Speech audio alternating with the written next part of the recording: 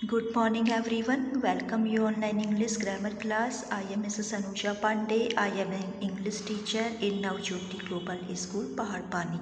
Hope you all are fit and fine at the home.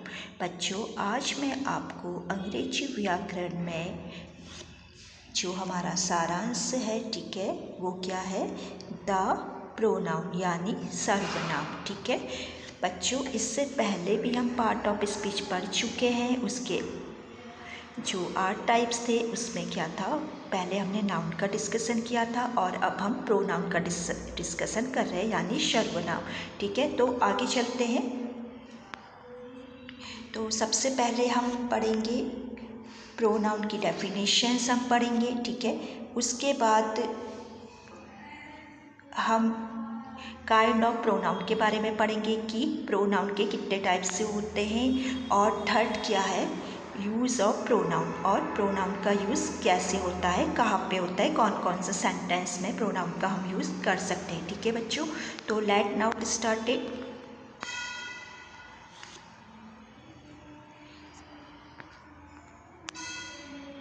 Pronoun, ठीक है। सबसे पहले हमारा जो डेफिनेशन है सर्वनाम की, वो प्रोनाउन की हम आपको बताएंगे, ठीक है, कि प्रोनाउन किसे बोलते हैं। A word that is used instead of a noun is called a pronoun. मतलब जो शब्द नाउन के स्थान पर प्रयोग किया जाए उसे प्रोनाउन कहते हैं, ठीक है बच्चों। तो यहाँ पर हम आपको प्रोनाउन के बारे में बता रहे हैं। सबसे पहले हमने नाउन पढ़ी थी। अब इसमें क्या, इस प्रोनाउन में क्या है कि नाउन के स्थान पर प्रयोग किया जाए उसे हम प्रोनाउन कहते हैं, ठीक है। अब इसके हम टाइप्स पढ़ लेते हैं कि प्रोनाउन के कौन कौन से टाइप्स हैं, ठीक है। तो आगे बढ़ते हैं बच्चों। प्रोनाउन के 10 टाइप्स से होते हैं, ठीक है। 10 प्रकार के हमारे प्रोनाउन है यानी सर्वनाम है। फर्स्ट क्या है, पुरुषवाचक सर्वनाम, ठीक है। और सेकंड हमारा क्या है, रिफ्लेक्सिव प्रोनाउन यानी निजवाचक सर्वनाम। नंबर 3 क्या है, एम्फैटिक प्रोनाउन यानी दृढ़तावाचक सर्वनाम। नंबर 4 क्या है, डिमॉन्स्ट्रेटिव प्रोनाउन यानी संकेतवाचक सर्वनाम। नंबर 5 इंट्रोगेटिव प्रोनाउन यानी प्रश्नवाचक सर्वनाम। नंबर 6 इनडिफाइनाइट प्रोनाउन यानी अनिश्चितवाचक सर्वनाम, ठीक है। आगे बढ़ते हैं।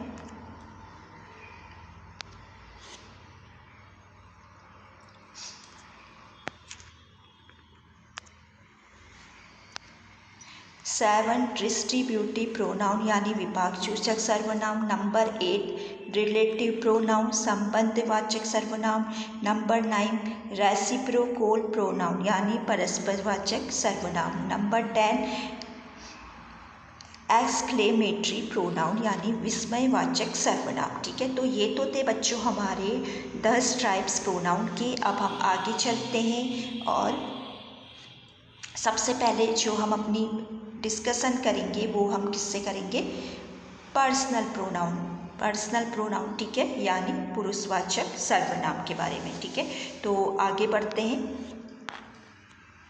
कि पर्सनल प्रोनाउन क्या है और इसे हम कहाँ पे और कैसे हम यूज करेंगे, ठीक है। तो पर्सनल प्रोनाउन, ठीक है। देखो बच्चों, I, we, you, he, she, it, they are called personal pronoun यानी personal pronoun are used for persons और थिंग्स, ठीक है। आई, वी, यू, ही, सी और दे इट पर्सनल प्रोनाउन कहलाते हैं, ठीक है। इनका प्रयोग व्यक्ति या वस्तुओं के लिए होता है, ठीक है। जैसे हम कोई भी हम सेंटेंस बनाते हैं तो जैसे हम अपने लिए या किसी व्यक्ति या वस्तु के लिए हम इसका यूज करते हैं, ठीक है। तो जैसे I am a good girl, I am a good lady, we are friend, you are good girl. तो इस तरह से हम अपने जो सेंटेंस बनाते हैं वो इसमें हम पर्सनल प्रोनाउन का यूज़ करते हैं, ठीक है बच्चों। तो आगे बढ़ते हैं।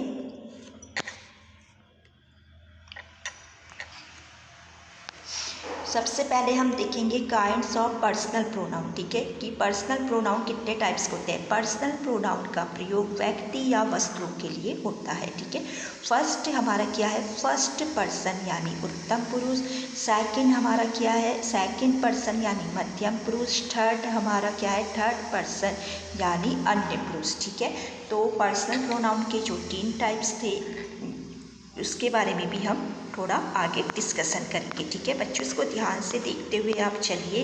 अब देखो बच्चों, हमें यहाँ पर क्या है, हमने एक इंडेक्स से आपको एग्जाम्पल हम बताएंगे, ठीक है, कि कैसे इसका यूज़ होता है, ठीक है।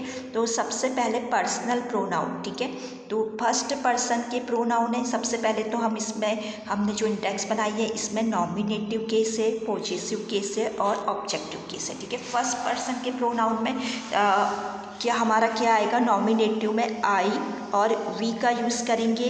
पॉजेसिव में आई के साथ माई का यूज़ होगा और ऑब्जेक्टिव केस में मी का यूज़ हम करेंगे, ठीक है।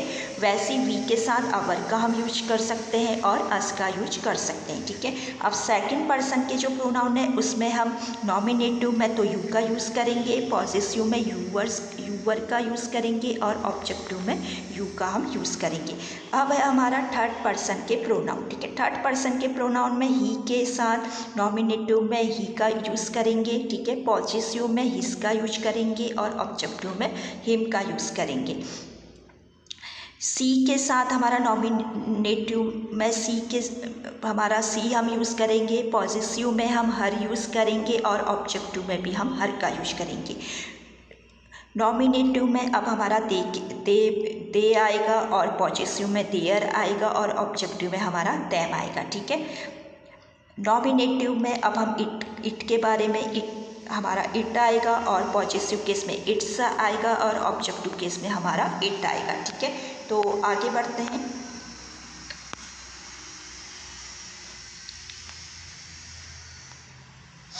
पर्सनल प्रोनाउन से निम्नलिखित 3 पर्सन्स का बोध होता है, ठीक है। अब सबसे पहले हम देखेंगे फर्स्ट पर्सन यानी उत्तम पुरुष, ठीक है।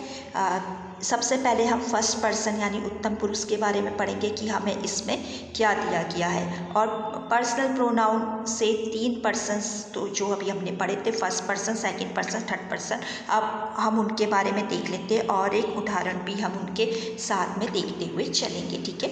तो आगे बढ़ते हैं।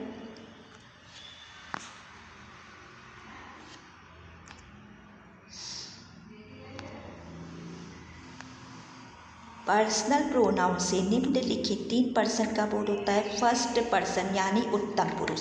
The pronoun I and we which denote the person or persons speaking are said to be personal pronoun of the first person, ठीक है। अब यहाँ पे हम क्या देखते हैं, देखो बच्चों, बात करने वाले पर्सन आई और वी को फर्स्ट पर्सन कहते हैं। जैसे I am going to school, इसका जो उदाहरण क्या है, I am going to school यानी मैं स्कूल जाता हूँ, ठीक है, मैं स्कूल जा रहा हूँ। अब बी क्या है, we are taking the examinations, ठीक है, हम एग्जामिनेशंस देने जा रहे हैं। सी क्या है, आई एम यंग, मैं जवान हूँ। डी वी आर स्टूडेंट, हम सब क्या है, विद्यार्थी हैं, ठीक है। तो ये तो थे बच्चों हमारे फर्स्ट पर्सन यानी उत्तम पुरुष के उदाहरण। अब हम आपको आगे चलते हैं और इसमें हम आपको बताते हैं कि सेकंड पर्सन यानी मध्य पुरुष के उदाहरण, ठीक है। तो सबसे पहले हम इसकी परिभाषा देख लेते हैं कि ये कहाँ पे यूज़ होता है। The pronoun you which denote the person or person spoken to is said to be a personal pronoun of the second person, ठीक है। तो बच्चों, जिस पर्सन में यू से बात की जाए उसे सेकंड पर्सन कहते हैं। जैसे हम किसी से कुछ पूछते हैं आपको या तुमको, तो इस तरह से क्या होता है, इसमें सेकंड पर्सन का यूज़ होता है, ठीक है। अगर हम किसी से कुछ पूछ रहे हैं, चाहे वो छोटा हो या बड़ा हो। तो सबसे पहले हम इसका एग्जाम्पल देखेंगे। विच इज़ यूअर क्लासरूम, आपका क्लासरूम कौन सा है, ठीक है। हाउ आर यू, सेकंड हमारा क्या है, हाउ आर यू, आप कैसे हैं, ठीक है। तो हम जैसे किसी से पूछते हैं कि आप कैसे हो, तो इसमें भी क्या हो रहा है, हमारा सेकंड पर्सन का यूज़ हो रहा है। ठीक है, आगे चलते हैं।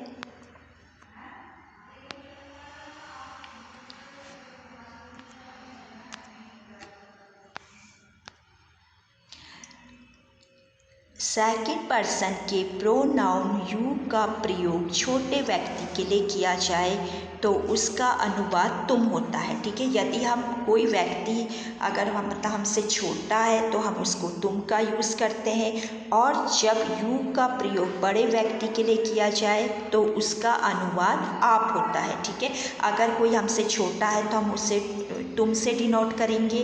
ठीक है, और अगर कोई हमसे बड़ा है तो उसे हम आप से डिनोट करेंगे। ठीक है बच्चों, तो यहाँ पर हम इसका उदाहरण देख लेते हैं। You are a good boy.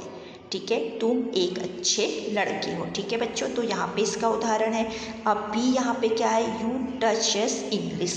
ठीक है, अब यू टॉट टच इंग्लिश का मतलब यहाँ पे क्या है, आपने हमें अंग्रेजी पढ़ाई। ठीक है, तो यहाँ पे हम आपका यूज़ करें कि हमें कोई टीचर अंग्रेजी पढ़ा रहा है। ठीक है, तो हिंदी में आदर पूर्वक सर्वनाम का प्रयोग बहुवचन में होता है, इसलिए बहुत से जो मतलब विद्यार्थी है इंग्लिश में अनुवाद करते समय उन्हें प्लूरल प्रोनाउन बना देते हैं। ठीक है, प्लूरल प्रोनाउन जो एक बहुत बड़ी गलती है। मतलब हम क्या मिस्टेक हमारी होती है, आदर सूचक सर्वनाम का प्रयोग बहुवचन में यूज़ होता है। ठीक है, तो इससे मतलब क्या होता है, कुछ स्टूडेंट इसको प्लूरल प्रोनाउन बना देते हैं, जो एक बहुत बड़ी गलती है। इंग्लिश में आदर सूचक सर्वनामों के लिए विशेष सर्वनाम का प्रयोग नहीं किया जाता। ठीक है, तो सबसे पहले हम इसका एग्जाम्पल देखते हैं। महात्मा गांधी हमारे राष्ट्रपिता हैं। Mahatma Gandhi is the father of the nation. ठीक है, बी वे कहते थे सदा सच बोलो। He said always speak the truth. ठीक है, अब थर्ड पर्सन यानी अन्य पुरुष जो हमारा एग्जाम्पल है, देखो the pronoun he she they and it which denote the person और person spoken of are said to be person pronoun of the third person. ठीक है, जिस पर्सन में क्या होता है बच्चों,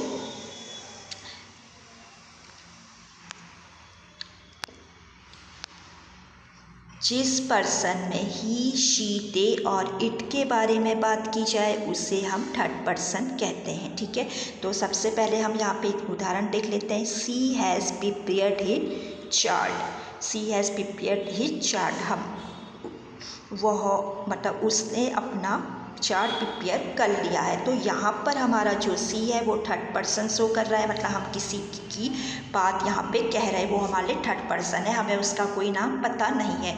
बी हेल्प हर इन हर स्टूडेंट। ठीक है, हेल्प इन हर स्टूडेंट, हर एक मतलब जो मदद है वो हर एक स्टूडेंट के लिए की जा रही है। यहाँ पे भी हमें स्टूडेंट का नाम नहीं पता है। See here is your book take it away. ठीक है, हियर इज़ यूर बुक, आपकी बुक, तुम्हारी बुक यहाँ है, टेक इट अवे, इसको यहाँ रख दीजिए। ठीक है, D the horse fell and broke its leg. ठीक है, जो घोड़ा है वो क्या है, उसकी जो टांगे हैं उस क्या है, लंबी है और थोड़ा पतली है। ई क्या है, the baby has torn his clothes. ठीक है, बेबी के जो क्लोथ्स हैं वो क्या है, टॉर्न मतलब छोटे हैं। ठीक है, तो अब हम चलते हैं number and gender of personal pronoun. ठीक है, number of gender personal pronoun में हमें क्या दिया गया है,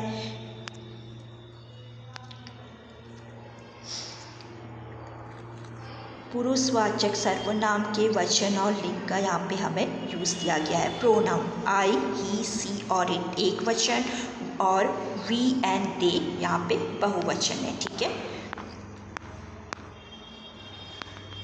आगे बढ़ते हैं।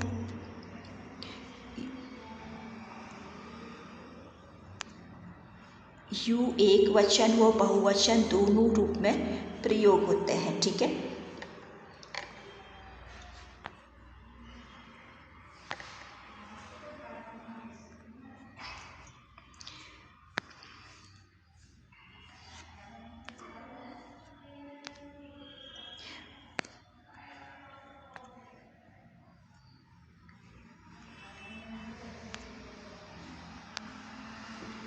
प्रोनाउन, ठीक है, यू एक वचन वो बहुवचन दोनों के रूप में प्रयोग होता है, जो मतलब जेंडर है यानी लिंग है।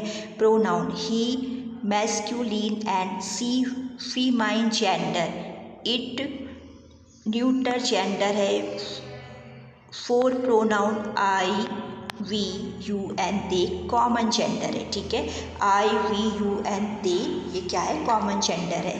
केस ऑफ पर्सनल प्रोनाउन पुरुषवाचक सर्वनाम के कारक हैं। फर्स्ट नॉमिनेटिव केस, जब प्रोनाउन की सब्जेक्ट के रूप में प्रयोग किया जाता है, जैसे आई गो टू स्कूल, ठीक है, आई गो टू स्कूल, मैं स्कूल गया। इस वाक्य में आई नॉमिनेटिव केस में है। ऑब्जेक्टिव केस में जब प्रोनाउन को ऑब्जेक्ट के रूप में प्रयोग किया जाए, जैसे ऑल नो मी, इस वाक्य में मी ऑब्जेक्टिव केस में है। थर्ड क्या है, पॉजिटिव केस में, जब प्रोनाउन को मालिक या ऑनर या संबंध रिलेशन के रूप में प्रयोग किया जाता है, ठीक है बच्चों। तो आगे बढ़ते हैं। यहाँ पे बच्चों देखो, ये जो एग्ज़ाम्पल हमें मतलब दिया गया है, हम इसके बारे में डिस्कशन अब हम करेंगे। ऑल नाउ मी, इस वाक्य में मी ऑब्जेक्टिव केस में है। थर्ड क्या है, पॉजिटिव केस, जब प्रोनाउन को मालिक, ऑनर या संबंध के रूप में प्रयोग किया जाए, जैसे डैड कार इज़ माइन, ठीक है, dad car is mine, dad cow is your Ram, ठीक है, वह राम, वह dad cow is your Ram, मतलब हम पूछ रहे हैं वह राम तुम्हारी गाय है। डैड कार इज़ माइन, ठीक है, यह कार क्या है, माइन है। तो इस तरह से मतलब हमारे जो सेंटेंस है वो बन रही इन वाक्यों में माइन, यूवर्स और पॉजिटिव केस में है, ठीक है। अब डी हमारा क्या है, पर्सन प्रोनाउन के अन्य पॉजिटिव रूप है। पर्सन प्रोनाउन के निम्नलिखित पॉजिटिव रूप में भी होते हैं, ठीक है, जैसे mine, ours, yours, hers and their, ठीक है। तो इस तरह से हम इसका यूज करेंगे और आगे हम इसे पढ़ेंगे। अब सेकंड हमारा क्या है, रिफ्लेक्सिव प्रोनाउन, ठीक है। रिफ्लेक्सिव प्रोनाउन क्या होता है, तो इसके बारे में हम देख लेते हैं। When the action done by the subject Trunks back reflect upon the subject, कार्य का प्रभाव सब्जेक्ट पर पड़े, इसे दर्शाने के लिए जो प्रोनाउन प्रयोग किए जाए उन्हें रिफ्लेक्सिव प्रोनाउन कहते हैं, ठीक है। ये फर्स्ट और सेकंड पर्सन के एक वचन पॉजिटिव केस के साथ सेल्फ और बहुवचन पॉजिटिव केस के साथ सेल्वस लगाने से बन जाते हैं, परंतु थर्ड पर्सन के एक वचन ऑब्जेक्टिव केस के साथ सेल्फ और बहुवचन ऑब्जेक्टिव केस के साथ सेल्वस लगाने से बनते हैं, ठीक है। ऐसे वाक्यों में सब्जेक्ट और ऑब्जेक्ट दोनों एक ही व्यक्ति, ठीक है बच्चों, क्या दिया गया है यहाँ पे, दोनों एक ही व्यक्ति और वस्तु का इसमें बोध होता है रिफ्लेक्सिव प्रोनाउन में। इस प्रकार के सेल्फ प्रोनाउन का अर्थ है खुद को या स्वयं को, ठीक है, यानी मतलब खुद को और मतलब अपने लिए आ रहा है, सेल्फ के लिए माई सेल्फ, ठीक है। तो अब हम यहाँ पे देखें, रिफ्लेक्सिव प्रोनाउन को सब्जेक्ट से दूर रखा जाता है, ये प्रोनाउन है, ठीक है। तो एक टेबल यहाँ पे हमारी बनी हुई है, इसमें हमने कुछ एग्जाम्पल आपको दिखाने हैं, ठीक है। तो आप इस अच्छे से इसे समझ लेंगे। देखो ये क्या है, इसमें क्या है, सिंगुलर और प्लूरल, हमें सिंगुलर दिए है और प्लूरल पर्सन में दिए गए, first person, second person, third person. अब सिंगुलर पर्सन में फर्स्ट पर्सन के साथ हमारा माई सेल्फ है, सेकंड पर्सन में यूअर सेल्फ है और थर्ड पर्सन में हिम सेल्फ, हर सेल्फ और इट सेल्फ है। प्लूरल में हमारा अवर सर्विस है, यूअर सर्विस है और देम सर्विस है, ठीक है। तो इस तरह से क्या है, हम सिंगुलर और प्लूरल में जो हमारे फर्स्ट पर्सन सेकंड पर्सन के साथ सेंटेंस बनते हैं उनको हम आपको यहाँ पे टेबल के अकॉर्डिंग हम आपको दिखा रहे हैं, ठीक है। तो आगे चलते हैं। तो बच्चों यहाँ पर भी क्या है, कुछ हमें एग्जाम्पल्स मतलब हमें दिए गए हैं, ठीक है, हम इसको भी यहाँ पे इसका भी डिस्कशन हम करेंगे। Identify reflexive pronoun one self, ठीक है, एक नज़र हम यहाँ पे भी डाल देते हैं। For example, he hurt himself, ठीक है, ही हर्ट हिमसेल्फ, वह हर्ट मतलब वह उसके द्वारा हर्ट है, ठीक है। तो इस तरह से ये क्या है, B, Ram loves himself, Ram loves himself, Ram उससे लव करता है, ठीक है। मतलब कोई पर्सन है जो राम लव से हिमसेल्फ, राम उससे लव करता है। See I harmed myself, I harmed myself, मैं अपने आप से हरमिट, ठीक है। तो इस तरह से हम आगे भी जो मतलब हमारे सेंटेंस है हम उन्हें बनाते हुए जाएंगे और समझते हुए जाएंगे कि यहाँ पे हिम सेल्फ है, हर सेल्फ है या माई सेल्फ, हमें किसका यहाँ पे यूज़ हो रहा है, ठीक है। तो आगे चलते हैं। इम्फेटिक प्रोनाउन, अब हम पढ़ेंगे इम्फेटिक प्रोनाउन कि इसका यूज हमें कहाँ पे होता है, ठीक है। तो आगे चलते हैं।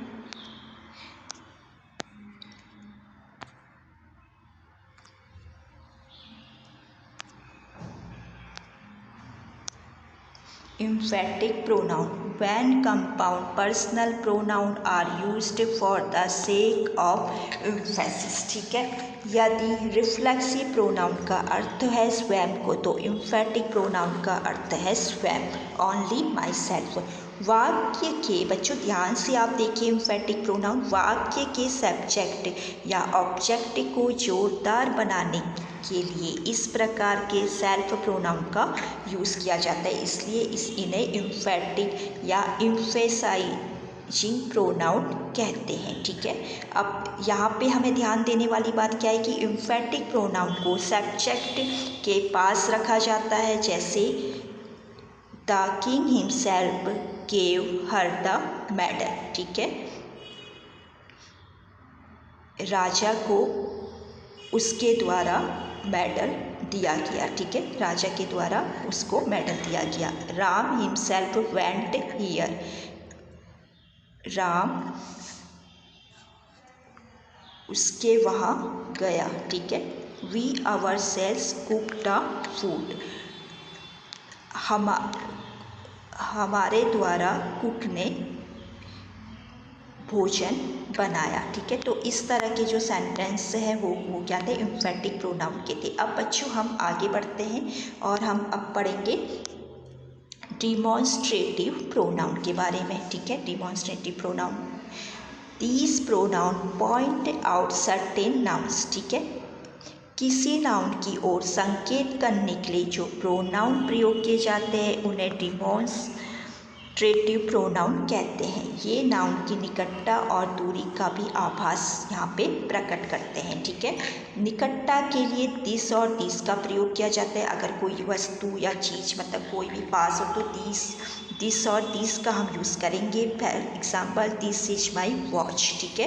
अगर देखो ये चीज़ क्या है, हमारे पास है, दिस इज माई वॉच, यह मेरी घड़ी है, मतलब मेरे पास है, तो हमने यहाँ पे दिस का यूज किया है। और सेकंड क्या है, दीज आर आवर बुक्स, ये हमारी किताबें हैं, तो ये भी क्या है, पास है। अब हम क्या करेंगे, दूरी यानी डिस्टेंस के लिए, ठीक है, डैट और दोस का हम यूज़ करते हैं। फॉर एग्जाम्पल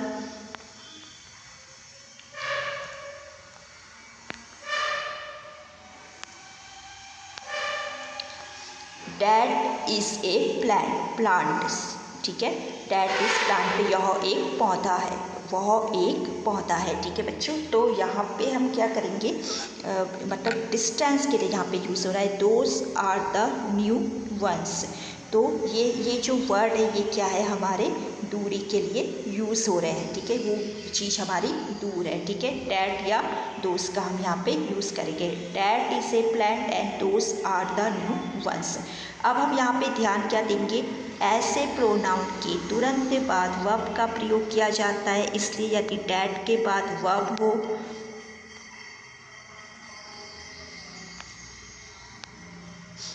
ऐसे डैट डोमेस्टिक प्रोनाउन होगा, ठीक है। That is the house where I live, demonstrative pronoun.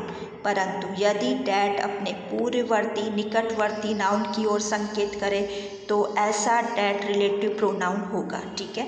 For example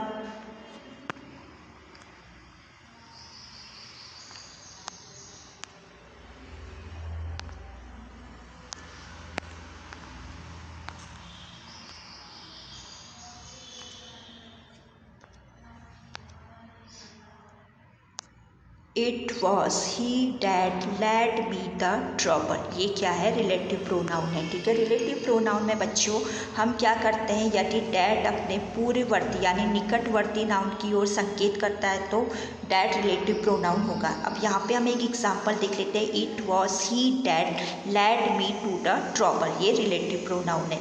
यहाँ डैट ही की ओर संकेत कर रहा है। ठीक है, मतलब डैट के साथ यहाँ पे मतलब हमारा जो ही है वो हमें यहाँ पे संकेत कर रहा है, मतलब हमें दर्शा रहा है। अब यहाँ पे क्या है, डोमेस्टिक प्रोनाउन के तुरंत बाद वर्ब आती है, जबकि डोमेस्टिक एडजेक्टिव के बाद उससे संबंधित नाउन आती है। ठीक है, यहाँ पे भी बच्चों बहुत ध्यान देने वाली बात है कि कहाँ पे किसका यूज़ होता है। ठीक है, तो बच्चों एक छोटा सा इंडेक्स हमारी यहाँ भी बनी है, इसको भी हम देख लेते हैं। ये डोमेस्टिक प्रोनाउन है और ये यहाँ पे डोमेस्टिक एडजेक्टिव है कि किसका यूज़ होता है। अब डोमेस्टिक प्रोनाउन में क्या है, दिस इज माई पेन, यह मेरी पेन है। और डोमेस्टिक एडजेक्टिव में दिस पेन इज माइन। ठीक है, दिस पेन इज माइन, यह पेन क्या है, माइन है। ठीक है, बी क्या है, डैट इज यूर बुक, वह तुम्हारी बुक है। ठीक है, अब इसमें क्या आएगा, डैट बुक इज यूवर्स, वह बुक तुम्हारी है। तो इस तरह से हमारे सेंटेंस बनते हैं। ठीक है, अब फिर है हमारा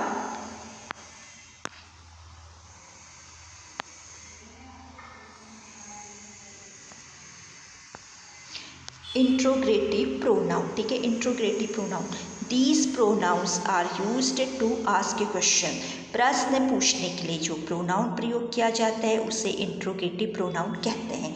कभी हम किसी से कोई क्वेश्चंस करते हैं तो हम इंट्रोगेटिव प्रोनाउन कहते हैं। For example who, which, what. अगर हमें किसी से कोई भी प्रश्न पूछना होता है, हम किसी से कोई प्रश्न करते हैं या क्वेश्चंस करते हैं तो हम हु, विच और व्हाट का हम प्रयोग करते हैं। ठीक है, हु मीन्स कौन, विच मीन्स कौन सी और व्हाट मीन्स क्या। तो इस तरह के हमारे जो सेंटेंस है वो क्या है, हमें इंट्रोगेटिव प्रोनाउन में आते हैं। ठीक है, तो बच्चों आगे अब हम इसके भी एग्जाम्पल हम देखेंगे कि कहाँ पर और ये कैसे यूज़ होता है। ठीक है, फर्स्ट है हमारा पर्सन के लिए, यदि किसी व्यक्तियों के लिए हमें यूज़ करना है हु, हुज और हुम का हम यूज़ करते हैं। ठीक है, who wrote this letter, who wrote this letter, यह लेटर कौन लिख रहा है। ठीक है, तो इस तरह से क्या है हमारा यहाँ पे हु हमारा यूज़ हो रहा है। ठीक है, B whose is this pen, whose this is pen, यह पेन किसका है। ठीक है, हुम डू यू हेट, तुम किससे नफरत करते हो। Who is knocking at the door, दरवाज़ा किसने नॉक किया, मतलब दरवाज़ा कौन नॉक कर रहा है। ठीक है, हम ये भी बोल सकते हैं। अब बी क्या है हमारा, वस्तुओं के लिए व्हाट का प्रयोग किया जाता है। यदि कोई वस्तु है उसके लिए हम व्हाट का यूज़ करें। अब देखो, व्हाट डज ही वांट, वह क्या चाहता है। ठीक है, B what will you have to drink, तुम क्या पीना चाहते हो। तो यहाँ पे भी क्या है, क्वेश्चन मार्क है, हमें पता नहीं है। तो हम किसी वस्तुओं के लिए, कोई भी चीज़ के लिए हम व्हाट का यूज़ करें। अब सी हमारा क्या है, व्यक्ति व वस्तु दोनों के लिए विच का प्रयोग किया जाता है। विच से चुनाव का भाव प्रकट होता है। For example which is your pen, आप तुम्हारी पेन कौन सी है। Which of those man is your father. ठीक है, आपके मतलब इन आदमियों में आपके पिताजी कौन से हैं। ठीक है, तो इस तरह से व्यक्ति और अगर वस्तुओं के लिए हमें यूज़ करना है तो हम यहाँ पे विच का प्रयोग हम करेंगे। ये व्यक्ति और वस्तु दोनों के लिए है। ठीक है, तो आगे बढ़ते हैं। अब हम आगे बढ़ते हैं बच्चों, तो यहाँ पे हम नंबर 6 हमारा क्या है, इंडिफाइनाइट प्रोनाउन। ठीक है, इंडिफाइनाइट प्रोनाउन के बारे में हम पढ़ेंगे। These pronoun refer to person और things in a general way but do not refer to any person और थिंग इन पार्टिकुलर। ठीक है, ऐसे प्रोनाउन जिनसे किसी निश्चित व्यक्ति या वस्तु का परिचय नहीं होता है इंडिफाइनाइट प्रोनाउन कहलाते हैं। वन के साथ वंस का यूज़ होता है। ठीक है, somebody has stolen my watch. ठीक है, मेरी घड़ी किसने चुराई। तो यहाँ पर क्या है, वन के साथ वंस का भी इसमें यूज होता है। B, all were drowned, many of them were Indians. ठीक है, तो इस तरह के क्या है हमारे कुछ एग्जाम्पल हैं जिसे हम पढ़ते हुए जाएंगे। All were drowned, many of them were Indians, and one should do one duty, one should mind our own business. ठीक है, तो यहाँ पे क्या है हमारा, अब देखो हमारा जो ये इंडिफिनिट प्रोनाउन हमारा किस में यूज़ होता है, कौन कौन से सेंटेंस में हम यूज़ करते हैं। All, anybody, any one. ठीक है, एनीबडी हर एक, एनी वन कोई एक, एनीथिंग कुछ भी, एवरीबडी सबके लिए। ठीक है, एवरीवन हर कोई। तो इस तरह से जो हमारे सेंटेंस है, everything, few, many, no more, nobody, none, nothing, one, other, same, somebody, someone, something, such and extra. ठीक है, अब हम पढ़ेंगे अपने डिस्ट्रीब्यूटिव प्रोनाउन के बारे में। ठीक है, डिस्ट्रीब्यूटिव प्रोनाउन क्या होता है, अब हम इसके बारे में डिस्कशन करेंगे। ठीक है, distributive pronoun. These pronouns refer to person or things that at a time. For this reason, they are always singular and as such as followed by the verb is singular. ठीक है, जो pronoun वाक्य में दिए गए व्यक्ति या वस्तु में से प्रत्येक को सूचित करने के लिए प्रयोग किए जाए डिस्ट्रीब्यूटिव प्रोनाउन कहलाते हैं। ये प्रोनाउन हमेशा सिंगुलर होते हैं और सिंगुलर ही वर्ब लेते हैं। ठीक है बच्चों, समझने वाली बात है कि इसमें क्या होता है, ये प्रोनाउन देखो एक तो सिंगुलर होते हैं, ठीक है, और सिंगुलर ही वर्ब लेते हैं।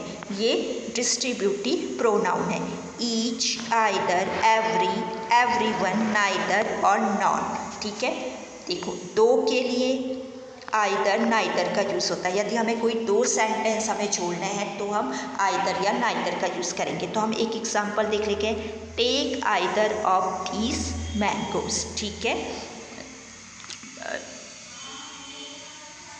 टेक आइदर, ठीक है, यहाँ पे क्या है, ऑफ दीज मैंगो, बहुत सारे आम हैं।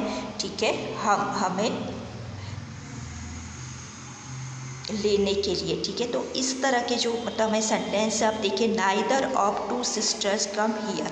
तो यहाँ पर क्या हो रहा है, दो सिस्टर एक साथ आ रही है। Neither of the two past, मतलब तो एक साथ दो मतलब दो बातें हमारी हो जा रही है। ठीक है, तो यहाँ पे हम नाइदर और आइदर का कैसे यूज़ होता है डिस्ट्रीब्यूटिव प्रोनाउन में, ये भी बच्चों हमने आपको बता दिया है। आगे चलते हैं।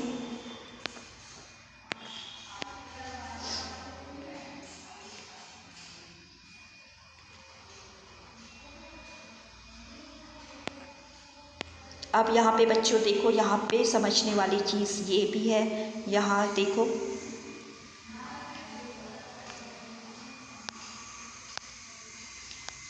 दो या दो से अधिक के लिए ईच का यूज़ होता है। ठीक है, जब कोई हम दो या दो से अधिक कोई भी चीज़ हम यूज़ करते हैं तो ईच का यूज़ होता है। First, each of you can go home.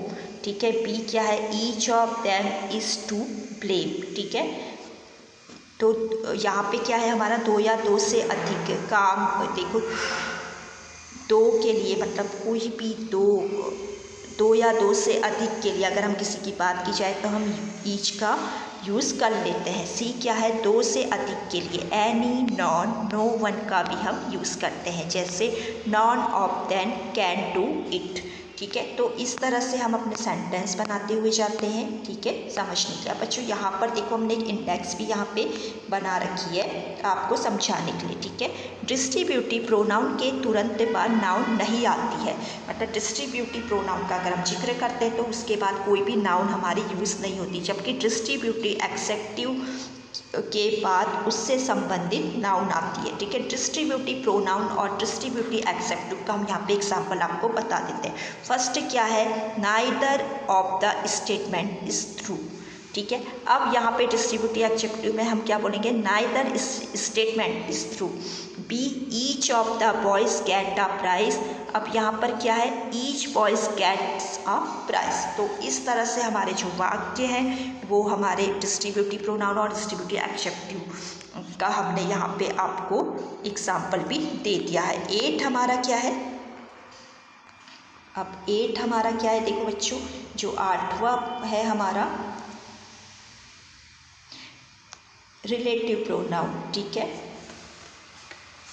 Relative pronoun यानी संबंधवाचक सर्वनाम। These pronoun refer for example carry us back to some noun going before which is called is antecedent, ठीक है। जो प्रोनाउन दो वाक्यों को जोड़ने के लिए प्रयोग किया जाए उसे रिलेटिव प्रोनाउन कहते हैं।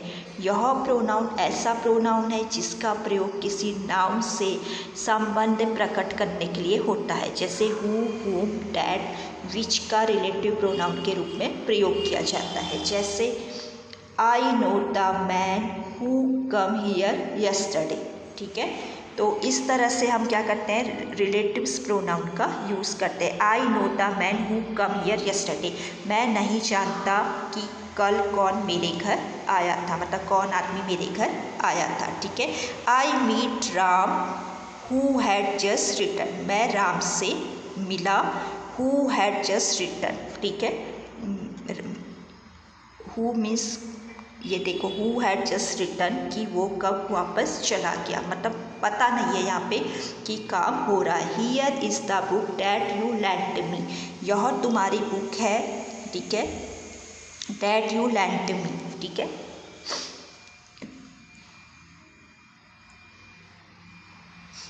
आई have find a pen which I lost, I have find a pen which I lost, मेरे पास एक पेन थी विच जो कि क्या हुई, गुम हो गई, यानी आई लॉस मतलब खो गई। तो इसमें क्या है, रिलेटिव प्रोनाउन है, दो चीज़ें एक साथ यूज़ हो रही है, ठीक है। तो आगे चलते हैं। रिलेटिव प्रोनाउन का नंबर और जेंडर वही होता है जो उससे पूर्व प्रयुक्त नाउन या प्रोनाउन का होता है। प्रायः रिलेटिव प्रोनाउन से पहले उनका एंटीसीडेंट यानी पूर्ववर्ती आता है, किंतु कभी कभी एंटीसीडेंट स्पष्ट नहीं होता या लुप्त रहता है, मतलब हमें पता नहीं रहता कि यहाँ पे एंटीसीडेंट है कि नहीं। फर्स्ट क्या है, whom the God loves try young, B where are boys I called, ठीक है। तो इस तरह से क्या है, हमारे ये रिलेटिव प्रोनाउन के उदाहरण है। अब रिलेटिव प्रोनाउन का दो प्रकार से प्रयोग किया जाता है, कैसे, हम आगे पढ़ते हैं, ठीक है।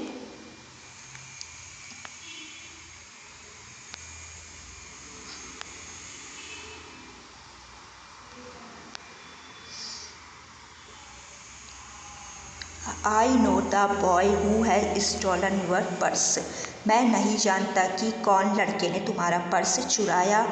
अब क्या है, tell me the name of the girl whom you want to see, मैं मतलब कौन जो ये लड़की है मैं उससे उसका नाम पूछना चाहता हूँ, ठीक है। इस तरह से क्या है, ये हमारे सेंटेंस है।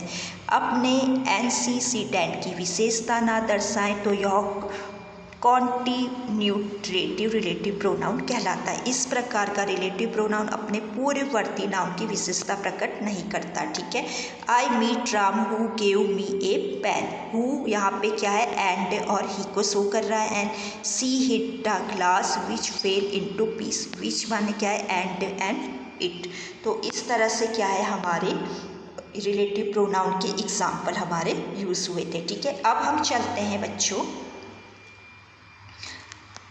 9 रेसिप्रोकल प्रोनाउन, ठीक है। रेसिप्रोकल प्रोनाउन दो प्रोनाउन मिलकर परस्पर संबंध प्रकट करने के लिए जिसका प्रयोग किया जाता है वो रेसिप्रोकल प्रोनाउन कहलाते हैं। रेसिप्रोकल प्रोनाउन का जो यूज़ है वो ऑब्जेक्टिव केस में होता है, ठीक है। यहाँ पे बच्चों ध्यान देने वाली बात है,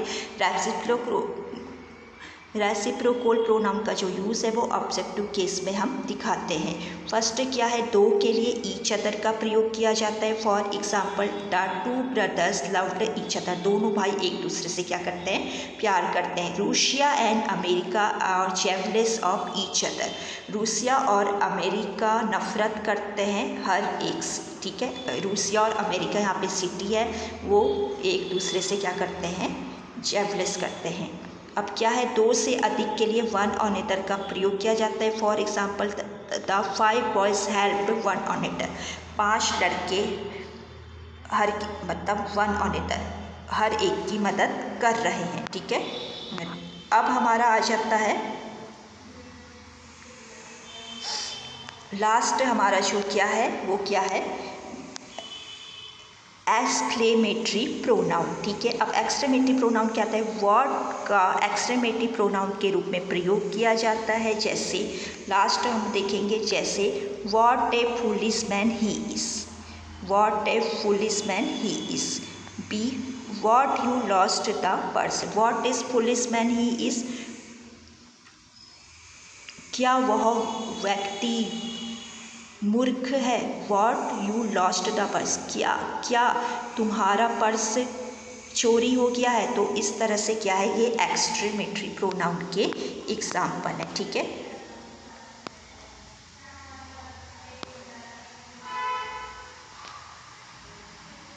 तो बच्चों यहाँ पे तो था हमारा जो प्रोनाउन है वो हमने आपको बता दिया है, उसके टाइप्स बता दिए हैं, उनके बारे में आपको बता दिया है कि कहाँ पर यूज़ होता है, ठीक है। तो इस तरह से आप भी इसको पढ़िए और समझिए। Okay, thank you.